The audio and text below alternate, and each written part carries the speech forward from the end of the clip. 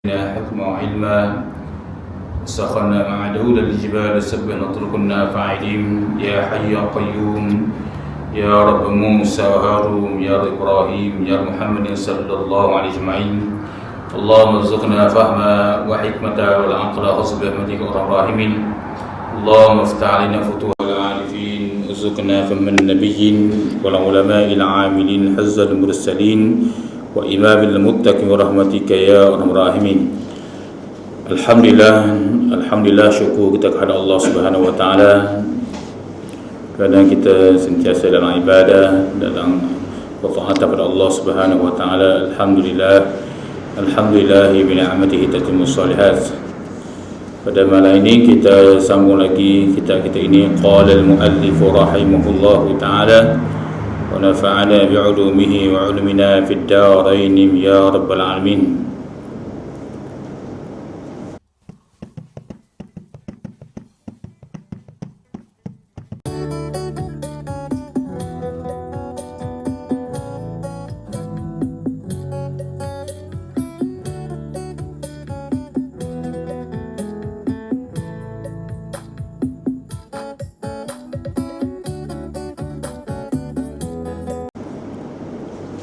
Jadi kita sambung lagi pada perkataan pada muka surat 128, itu pada kata itu dan aku, itu perkataan, adakah bagimu kuasa menahan azab Allah Subhanahu wa taala? Dan ku katalah bagi dirimu, tidaklah malu engkau, iaitu pada perkataan dan engkau katalah pada dirimu, tidaklah engkau malu, tidaklah engkau taubat daripada dosa. Adakah bagimu kuasa menahan azab Allah? Adakah bagimu kehendak dan engkau sebutkan akan sebagai sebut yang amat banyak serta menangis, kemudian angkat tangan ke langit serta kata, hei Tuhanku, inilah hamba yang lari daripadamu. Jadi ini antara lagi kata Syekh Kamashu yang menangis, yang telah kita sebut dah pada minggu lepas, yang dia ambil sedikit tanah orang tu. Dia ambil sedikit tanah orang, bahkan dia rasa mari dalam suara di hati dia, yang mana iaitu engkau meringankan dosa, yang maknanya teguran daripada lalang.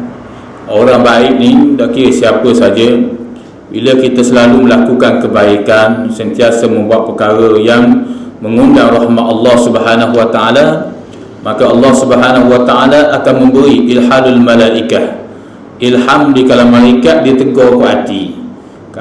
Tu tegur ke hati. Kalau para malaikat ni futuhat, itu futuhat daripada Allah Azza wa Jalla. Itu hanya para wali-wali saja yang merasai. Adapun kita yang salih, yang sentiasa duduk dalam kebaikan, sentiasa nak memburu dari Allah Subhanahu wa taala, dia akan ada suara bisikan daripada ilham ataupun ilham di kalangan para malaikat. Dia akan kata. Jadi Syekh Al-Kamashu ni dia ambil sedikit tanah orang, maka dia mari engkau ni meringankan dosa orang, meringankan dosa. Jadi berkaitan dengan kisah ini juga dalam kitab Nadhar Ahmad Syahimuddin pun ada menceritakan, itu Nabi berpandukan kepada Nabi SAW, siapa yang ambil tanah orang shibran, sebanyak sejengkal saja, maka Allah akan membalikkan tanah tu atas batang leher dia di hari kiamat kelak. Begitulah pandang di pada mahsyar, dia akan diseksa begitulah di dalam neraka. Sama juga kesesaan yang berlanjutan mengikut apa yang dia buat di atas dunia dulu. Contoh dia, kalau dia ambil tanah orang shibran, sejengkal saja, maka dia akan dibalik di atas batang leher dia. Tu macam orang bunuh diri, dia gantung leher dia tikam perut dia misalnya tu, dia bunuh diri. Maka begitulah dalam neraka Allah Subhanahu wa taala, dia akan diseksa dengan gantung leher dia, tikam perut dia. Itu gambarannya. Jadi sebab itulah Syekh Kamasyun ni dia ambil sedikit saja di tepi pagar. Lalu sebab itulah sambungan dia menyatakan, kalau engkau katalah bagi dirimu tidak engkau malu. Ini suara hati dia ni, ilham dari malaikat. Engkau katakanlah bagi dirimu tidakkah engkau malu, engkau tidak bertaubat dari dosa. Jadi mari suara hati, engkau tak malu ke engkau buat dosa, engkau tidak bertaubat pada Allah? Adakah bagimu kuasa menahan azab Allah? Adakah kamu mampu ke nak tahan azab Allah Subhanahu wa taala? Mampu ke? Sudah tentulah tak mampu. Atas dunia ni, bila kita kena sedikit api pun kita rasa sakit, pedih. Itu baru bunga daripada percikan daripada api neraka. Api di atas dunia ni, kata Rasulullah, hanya percikan daripada api neraka saja.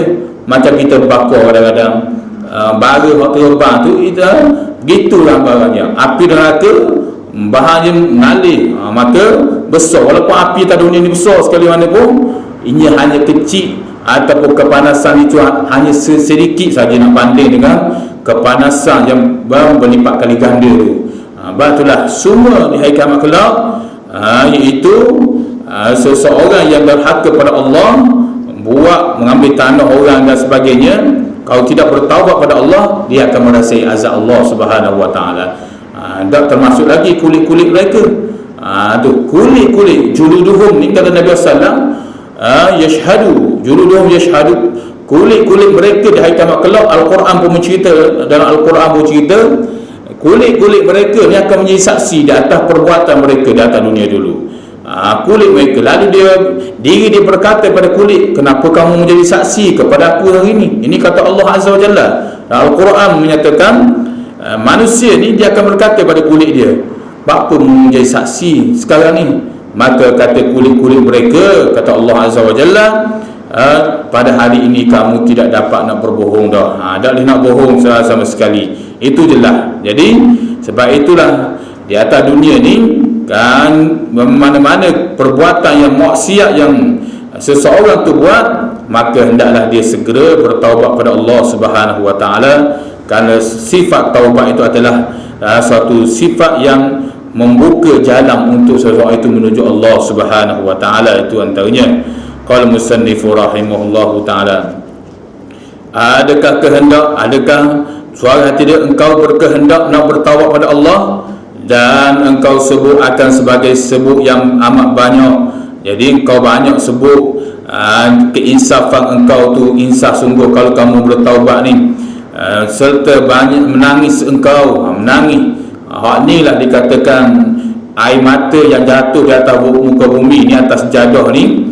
Rasulullah kata, lam yu'azibuhullahu yaumal qiyamah. Satu golongan manusia yang tidak diazab oleh Allah, bila dia itu mengadu pada Allah, air mata dia jatuh. Dia kira lah mengadu apa-apa pun, mengadu tentang kesalahan dia dengan Allah, kecuaian dia dengan Allah, apa lagi, ataupun dia menilai nikmat Allah terhadap dia. Allah beri banyak nikmat dia, ada kawan-kawan dia Allah Ta'ala dah beri nikmat, ada kawan-kawan dia ni tak ada dah, qalu inna lillah, tapi dia ni Allah bagi umur lagi, panjang lagi.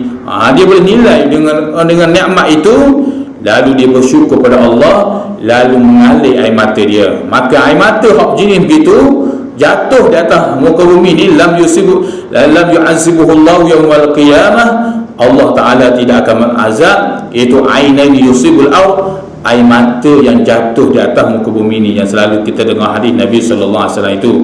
Qala musannifu rahimahullahu taala, kemudian angkatkan kedua tanganmu ke langit serta kata, hei Tuhanku. Maknanya bentuk ngadu ni. Ini kisah Kamasyhu, Syekh Kamasyhu, yang mana dia bertaubat kepada Allah dengan sungguh-sungguh. Mari suara hati dia, ilham daripada malaikat, iaitu kamu katakanlah mutadah tanganmu dengan Allah, tadah iaitu dengan bersungguh. Kalau disebut dalam kitab tu, kesungguhan. Imam Asy-Syuja'i rahimahullahu ta'ala menyatakan, itu kesungguhan kamu itu mestilah menyamai dengan Rasulullah. Rasulullah salah satu Rasulullah doa ni nampak tu keputihan ketika Rasulullah sungguh doa. Tu sekurangnya kalau kita doa gitu pada doa tu mana nisbah bersungguh doa tu. Tu kalau doa jenis gitu tu setengah tu kata jenis tu di malah doa gitu kadang doa tu. Jadi hak sungguhnya sekurangnya iaitu kata para ulama apa berkaitan dengan kisah ini, dia akad sungguh tangan dia tu dan dia berkata, hei Tuhanku, inilah hamba-Mu yang lari daripadamu. Dia mengadu pada Allah, ya Allah, aku ni hamba yang keldil, yang dhaif, yang hina. Ni salah satu misal ni.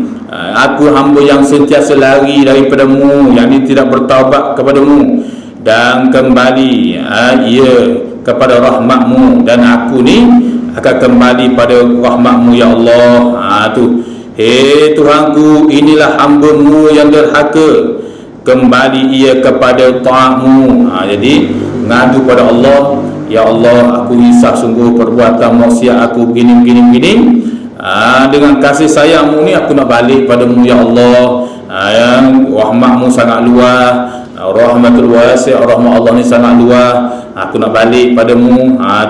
Dan inilah hamba yang derhaka kepada, dan inilah hamba yang derhaka.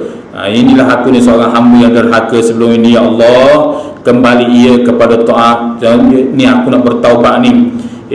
Tuhanku, inilah hamba yang berdosa, yang datang ia hamba kepadamu, ya Allah, dengan minta ampun, maka maafkanlah olehmu daripadaku dengan iaitu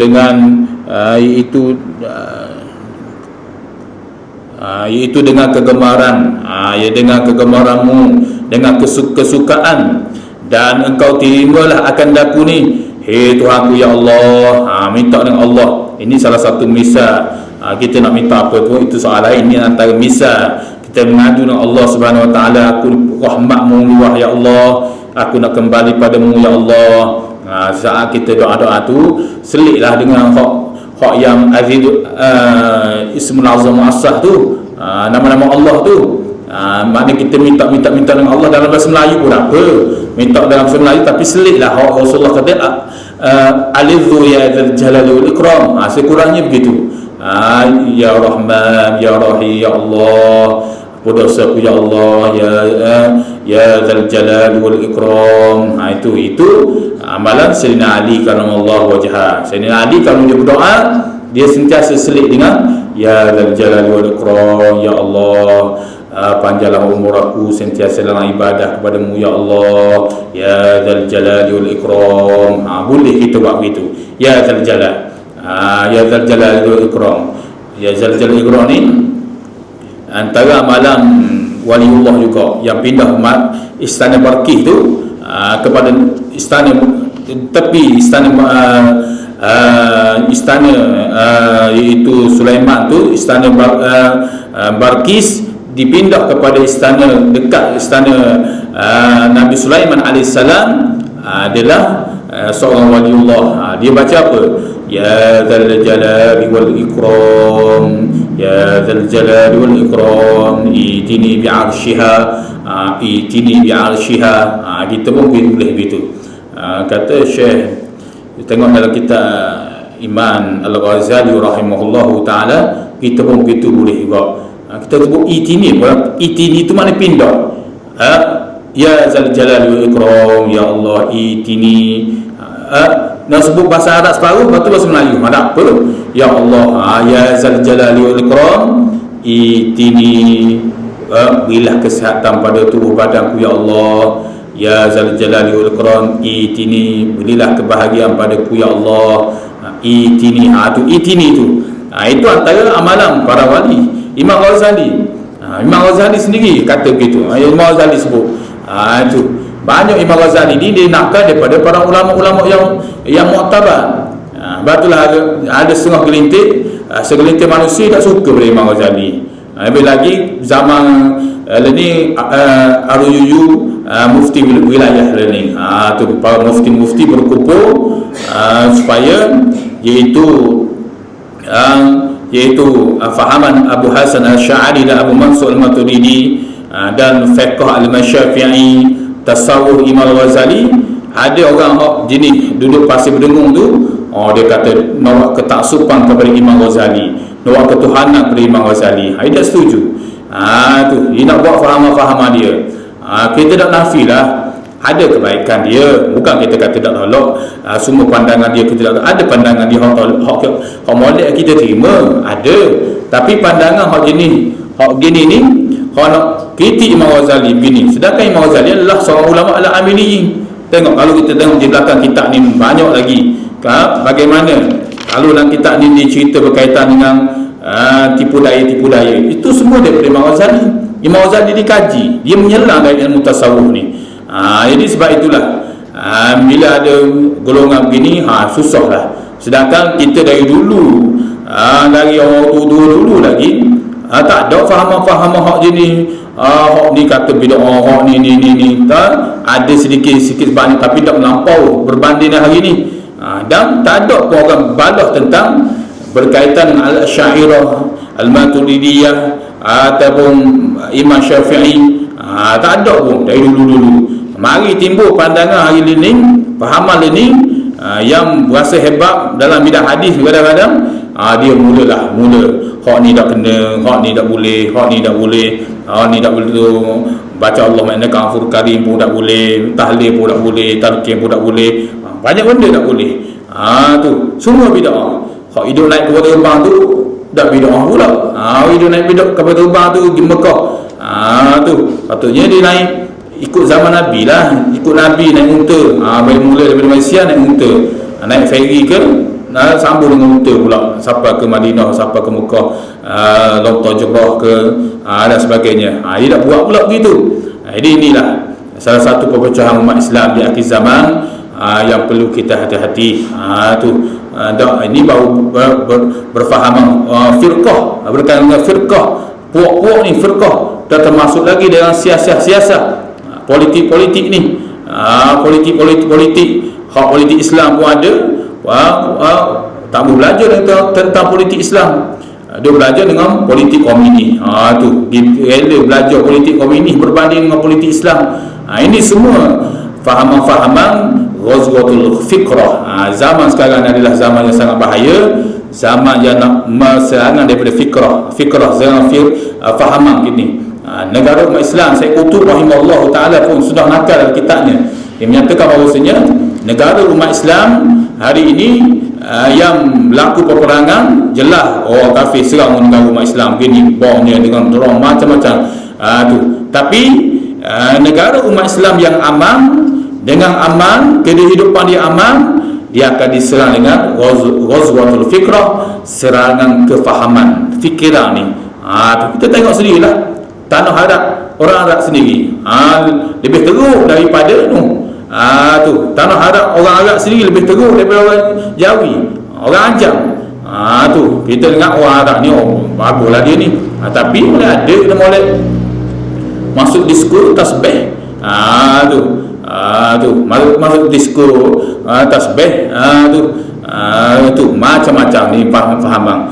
Batulah dengan ada hak begini ni, kita berpandukan kepada Imam Ghazali, berpandukan pada tasawuf fiqh Syafi'i, banyak lagi, supaya tak lari. Bukan kita taksub hak salah tetap salah, hak salah daripada kita sendiri pun. Kalau kita salah, kita dah boleh jadi petaksub.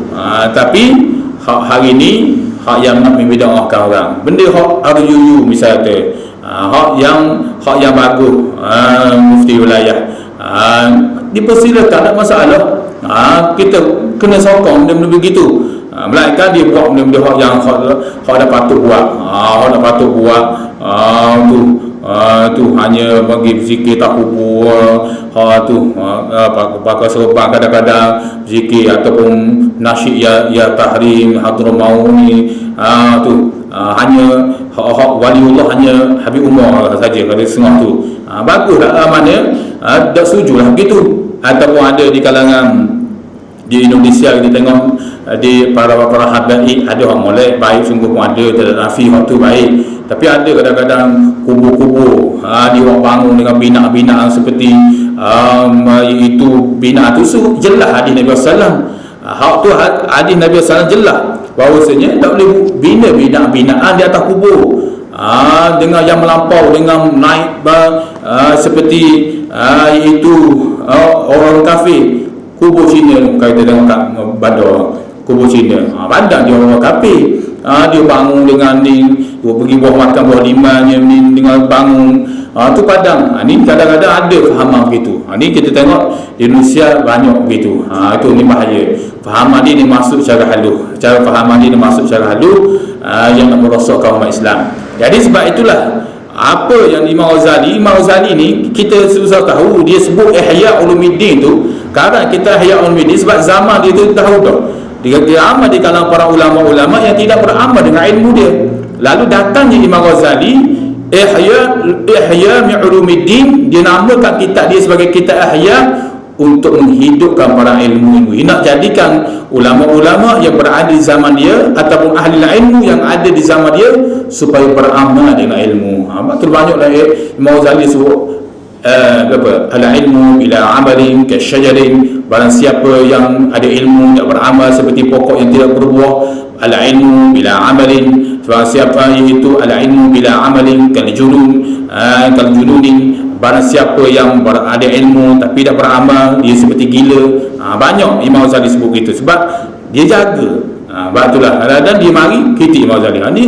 Ni salah satu kitab ni, kitab daripada Imam Ghazali. Ulama yang sekarang kita jauhi ni, ulama Nusantara kita ni, Syekh Abdul Samad Falimbani ke, Syekh Arsyad ke, Al-Banjari, banyak lagi ulama-ulama Allah kita tidak turah ni, kebanyakan dia ambil daripada pandangan Imam Ghazali. Adakah pecah je umat dulu? Tak pecah pun. Tak ada pun kita dengar itu pecah-pecahan yang melampau berbanding dengan hari ini bila timbul satu golongan yang mengaku dia sebagai Salafiyah dan Wahabiyah dan sebagainya. Tengok banyak lah ni, begini tak boleh, ni susah. Jadi orang-orang nak jinak agama ni jadi pening. Tu sedangkan perkara tak bercanggah dengan syarak pun, tak bercanggah pun perkara furuk dia tu, perkara furuk dia buat perbesarkan, tak boleh ni. Sedangkan ulama kita, ijtihad ulama kita Ahlussunnah wal Jamaah, perkara furuk tu biasa ke biar selagi dia bercanggah dengan syarak dipersilakan. Kalau kita nak tahu akidah seorang umat Islam itu dan berkaitan dengan urusan negara itu sendiri, Rasulullah adalah hubbul watan, kasih pada tanah air itu setengah daripada keimanan seseorang Muslim itu. Dan kitab tu, kitab Imam Mutawalli Sya'rawi pun ada. Dia kitab menceritakan hubbul watan, setengah daripada sifat, iaitu setengah daripada tanda keimanan seseorang itu kepada Allah Subhanahu Wa Taala. Soal negara dalam bahaya begini, macam-macam lagi anasir-anasir luar berkaitan urusan negara, hidup cara urusan bab khilafiyah furuk ni, ini bahaya itu antaranya. Jadi nak cerita pada kitanya apa hak ni cerita ini adalah banyak dinakal daripada Imam Ghazali. Ini antaranya bab Aqabah ni, bab Aqabah dalam kitab kita ni antaranya dari nakal daripada Imam Ghazali rahimahullahu taala. Qala musannifu rahimahullahu taala. Jadi kita boleh berdoa lah. Imam Ghazali kalau dia berdoa, dia siapa gerak tanam Imam Ghazali. Dan kita Khatib Syarbini di Abi Syuja' ada dalam syarah kita ada Khatib Syarbini itu ataupun Abi Syuja' di bawah dalam kurungan itu disebut faidatun.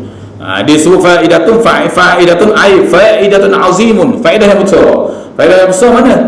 Imam Ghazali dia kata kalau kamu doa, gerak jari ni, gerak jari ni, gerak jari, ni Imam Ghazali gerak jari, tu gerak jari ni, tu banyak. Ini menunjukkan Imam Ghazali ajar cara bersungguh ni. Adakah berdosa buat begitu? Tak berdosa pun. Ada di kalangan para ulama yang beramal, ada untuk kenali. Tu kenali banyak ulama-ulama yang hebat yang beramal, yang berpegang, siapa ada yang bertahap kewalian, yang berpegang kepada Imam Al-Ghazali rahimahullahu ta'ala. Tak ada sesat-sesat. Ini bahaya, ni serangan-serangan Tu bahaya kita di akhir zaman. Seorang kafir, urusan kafir satu hal dah. Soal umat Islam sendiri, firqah yang berpecah di antara satu sama lain. Tu rela berpecah, berkali furak saja rela pecah. Ni kita tambah. Apa Imam Ghazali sebut doa apa lagi? Berkaitan dengan balik tangan ke, kita doa Allah syif'anna minal bala, kita tambah sungguh bala ni minta lindung. Tu Imam Ghazali juga. Tu apa lagi?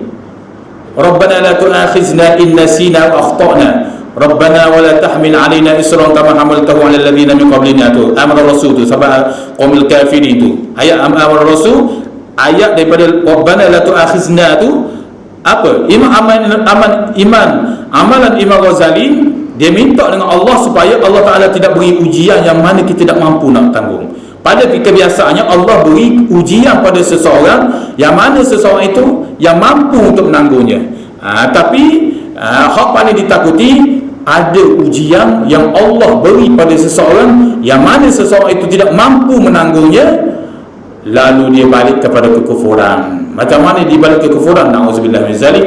Dia kata, bapa Allah buat aku begini, bapa Allah uji aku begini, bapa aku jadi gini, orang lain kau jahat-jahat begini, bapa aku gini-gini. Na'udzubillah. Dia tahu. Imam Ghazali dia tahu, dia kaji dah berkaitan dengan perjalanan Rasulullah SAW. Lalu dia mengamalkan Rabbana la tu'akhizna in nasina, dalam solat tahajud, solat ba'diyah, qabliyah, dalam sehari baca sekali sehari pun ada dah. Rabbana la tu'akhizna in nasina akhtana, sampai qaumil kafirin tu. Tu adakah sesat? Tidak sesat.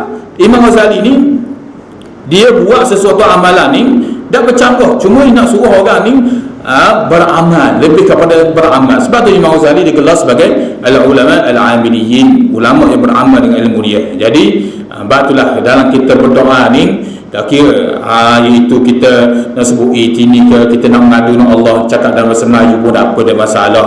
Cuma hak Nabi sebut tu kena jagalah. Hak Nabi sebut salah satu doa yang sangat diperkenan oleh Allah Subhanahu Wa Taala, permulaan dia kena puji Allah dan selawat. Dan selawat, dan kesudahan dia pula selawat, iaitu kesudahan dia pun selawat. Tu mana kita kata bismillahirrahmanirrahim, wassalatu wassalamu ala asyrafil anbiya wal mursalin, Allahumma salli ala Muhammadin wa ala Muhammad. Ya Allah, berilah keberkatan umurku ya Allah, dalam kehidupanku ni ya Allah. Tu mana ya sudah habis nak cakap bahasa Melayu, doa bahasa Melayu, nak habis tu wa sallallahu ala Muhammadin, ataupun Rabbana atina fid dunya hasanah wa fil akhirati hasanah wa qina adzabannar. Wa sallallahu sudah tu Imam Ghazali dia tetap, dia kena menjaga. Sebab tu sanad, ada sanad dengan daripada hadis Nabi SAW yang sahih, isnad hadis bi isnadin sahihin, dengan sanad yang sahih. Hak tu kena jaga. Itu hak lain, itulah ni hak ulama ajar. Antara dia mengadu ni, iaitu dia kata apa dalam kitab ni, iaitu ya Allah, maafkanlah olehmu daripada aku ni, daripada kegemaranku ni, dan aku terima, dan timakanlah akan daku taubatku dengan itu kemurahan ni, kemurahan. Dan terimalah olehmu akan daku tadi tu, dan maaflah olehmu daripada aku ni dengan kemurahanmu ya Allah. Minta dengan Allah, ya Allah, maaflah aku dan dosa aku dengan kemurahanmu ya Allah, dan aku dan engkau terimalah akan daku taubatku dengan kemurahan engkau juga ya Allah, dan lihat olehmu kepada aku dengan tilik rahmatmu ya Allah. Tu sebab rahmat Allah ni luas. Betul Allah sentiasa buka ruang semua. Buatlah dosa, bunuh orang 100 orang sekalipun, maka kalau benar-benar bertaubat, Allah ampun, Allah tak ampun. Tu kalau bunuh orang, cuma dia kena minta maaf lah dengan orang dia, keluarga ahli keluarga tu. Itu ada perbahasan dia pula. Tapi kalau dia bunuh, orang tak tahu siapa bunuh, tak tahu. Tu tapi dia benar-benar bertaubat, tegur arok berapa kali pun, dan tapi dia betul-betul bertaubat pada Allah, Allah menerimanya. Sebab rahmat Allah mengatasi kemurkaan Allah Subhanahu Wa Taala. Jadi Allah sentiasa buka ni, dan lihat olehmu kepada kepadaku dengan tilian rahmat. Minta Allah Ta'ala pandang kepada kita. Ni dah kita ni Syekh ni dia berdoa, ya Allah pandang olehmu dengan paling pandang rahmat. Dia tu dalam kehidupan kita, sehebat mana kita, sealim mana kita, kira kita siapa, kita nak Allah pandang kita dengan pandang rahmat, pandang kasih sayang. Bila Allah pandang kasih sayang, Allah akan memberi keberkatan hidup, umur dia berkat, Allah menerima. Dan bila bertemu dengan Allah suatu hari nanti, Allah akan memberi kemuliaan yang luar biasa pada dia. Tu dalam kubur dan barzah dihiasi dengan kehijauan dan diperluaskan kubur dia, hebat. Itu antaranya disebut juga oleh Imam Al-Ghazali rahimahullah ta'ala. Dan hei Tuhanku, dengan tilik rahmatmu, hei Tuhanku, ampun olehmu bagiku barang yang telah lalu daripada dosaku. Ampun, minta Allah subhanahu wa ta'ala ampun dosaku. Ni kata Masyahyu, iaitu Tamahsyu ni.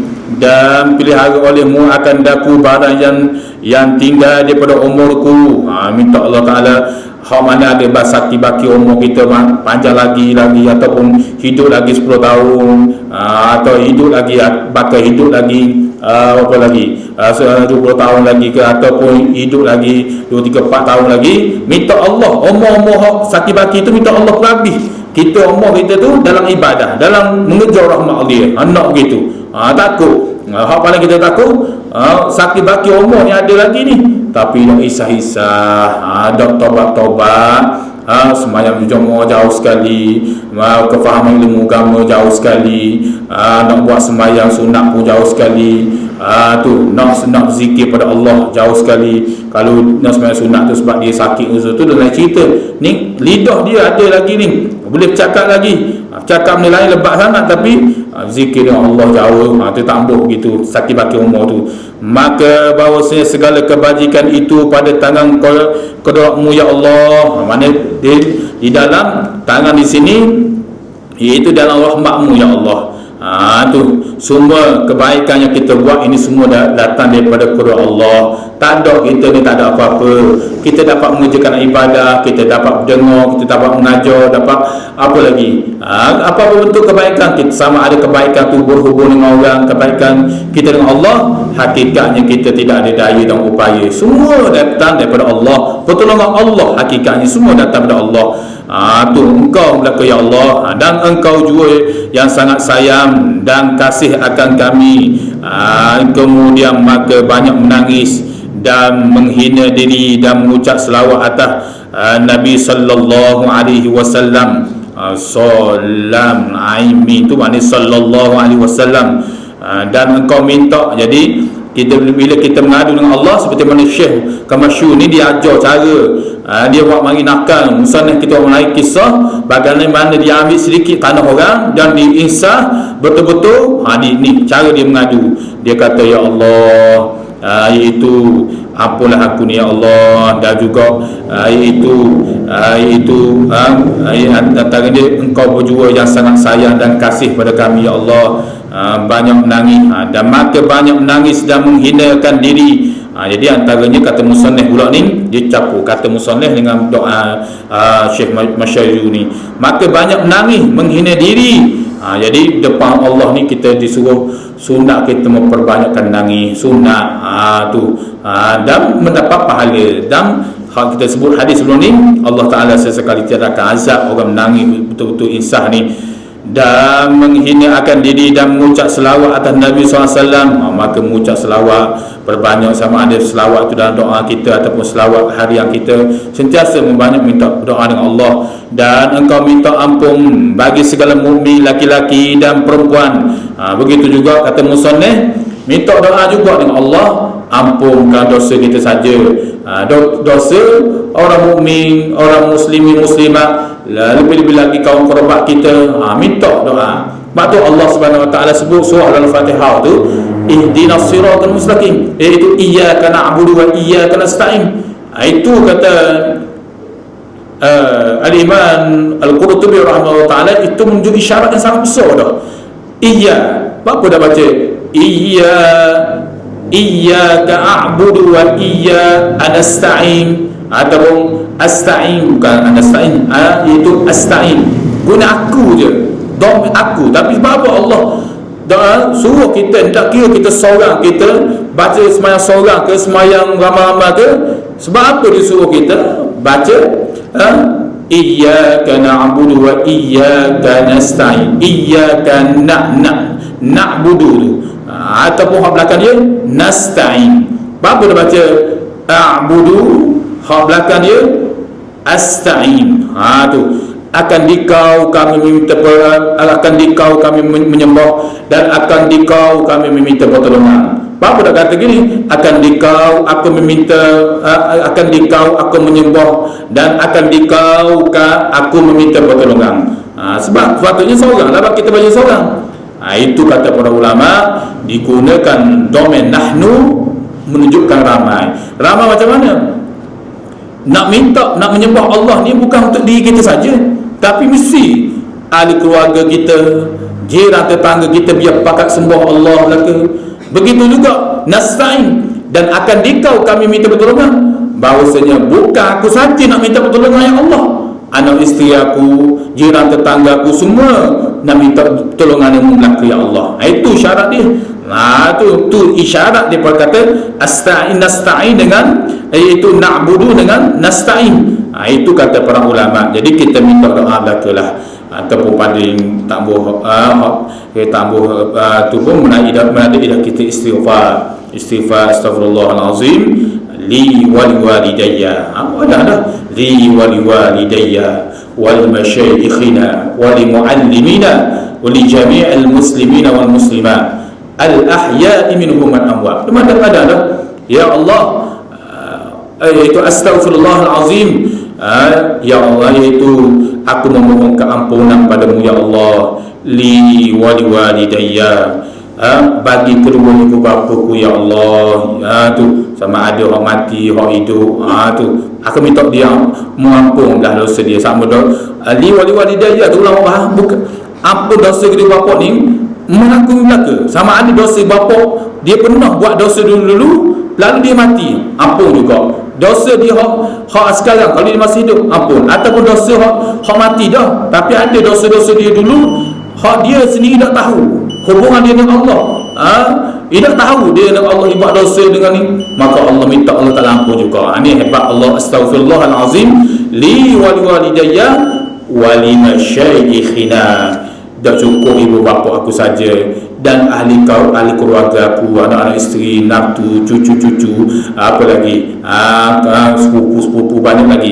Wali masyayikhina, minta gitu, wali masyayikhina, wali muallimina, dan guru-guru kami, guru-guru kita yang didik kita dulu daripada kecil, guru hak mati lama tu, dia didik kita dengan alif batak, kata para ulama. Dia didik kita dengan alif batak, alif batak iqra, dia ajar kita daripada kecil dulu sehingga kita dapat baca Al-Quran sampai besar. Ataupun dia didik kita dah kira lah, guru muallim ini dah kira lah, dia ajar kita mata pelajaran akademik pun sekali pun, dia termasuk juga minta Allah ampunlah, kerana dia ajar aku tentang ilmu apa lagi, akademik, fizik ke sains ke, menyebabkan aku guna manfaat ilmu akademik itu, aku duduk atas jalan Islam dengan dia, sebab dia ajar dulu. Aku tak pandai nak kira sebab dia ajar, walaupun dia contohnya guru tu dia babah tak lain misal kata, tapi dengan manfaat kita ambil ilmu dia dulu, dia ajar kita ilmu akademik ni, menyebabkan kita guna dengan kemahiran akademik kita yang sebab dia ajar dulu, kita guna untuk Islam, kita guna untuk agama Allah, untuk ni maka wali muallimina, minta Allah Ta'ala ampun juga dosa dia, minta Allah Ta'ala ampun. Walil muslimina wal muslimat, dan minta juga ampun ya Allah, astagfirullah tu, wal muslimin dan muslimin, lelaki dan muslimat, minta di kalangan orang lagi itu lelaki dan muslimat ni, di kalangan orang Islam ni, hak mana al-ahya, sama ada hak hidup, wal amwat, dan begitu juga sama ada hak mati.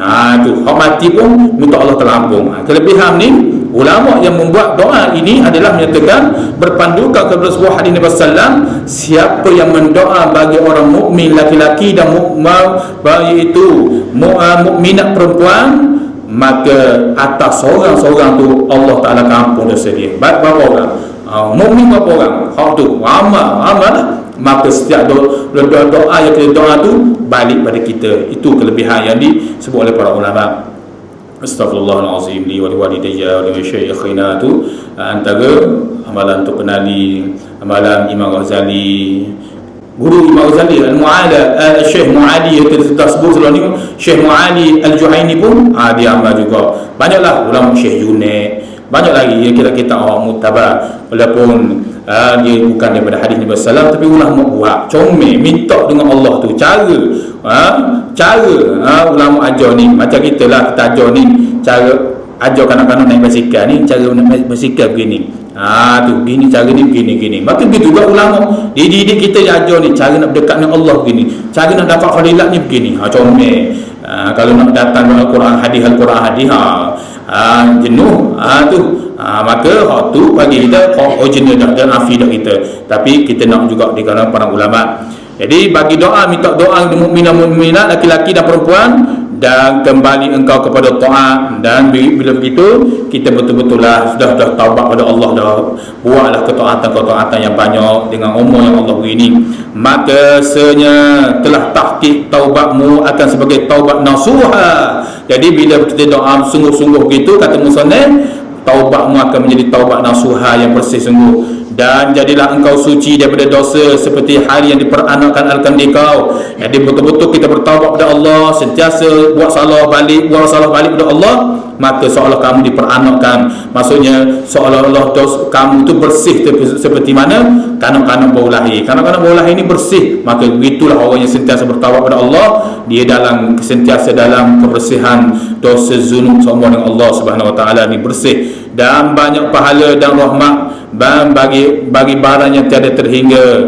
Jadi kata musannaf, banyak kalau selalu bertaubat dengan aqabah taubat ni, betul-betul dengan taubat dengan Allah, banyak pahala dan rahmat Allah Subhanahu Wa Taala, iaitu yang tidak terhingga. Wallahu muwaffiqa, wallahu muwaffiq, bermula Allah lah al-muwaffiq, iaitu yang memberi taufik pada kita. Apa-apa pun kita dah berusaha banyak-banyak pun, kata musannaf, wallah, mudah-mudahan Allah ni memberi taufik pada kita. Jadi dengan taufik Allah lah kita dapat mengerjakan ketaatan. Tanpa taufik Allah kita tak ke mana-mana. Itu kelebihan kita banyak minta pertolongan Allah dengan taufik. Al-aqabatu tsalitsa al-awaiq. Ini aqabah yang ketiga pula, perkara yang menghalang kita ibadah. Aqabah yang ketiga kita akan sambung balik. Jadi mudah-mudahan apa yang kita dengar pada malam ini menjadi manfaat bagi kita semua. Mudah-mudahan Allah Subhanahu Wa Taala sentiasa merahmati kita, panjang umur kita dalam ibadah dan ketaatan Allah Subhanahu Wa Taala. Wallahu a'lam. A'udzubillahi minasyaitonir rajim. Bismillahirrahmanirrahim. Ya Rabbana lakal hamdu kama yanbaghi li jalali wajhikal 'azim sultanik. Allahumma salli ala Muhammad wa ala Muhammad. Allahumma inna nas'aluka 'ilman nafi'an, rizqan thayyiban wa 'amalan mutaqabbalan. Rabbana atina fid dunya hasanah wa fil akhirati hasanah wa qina 'adzaban nar. Wa sallallahu ala Muhammad wa ala alihi wa sahbihi wasallam. Walhamdulillahirabbil alamin. Assalamualaikum warahmatullahi taala wabarakatuh.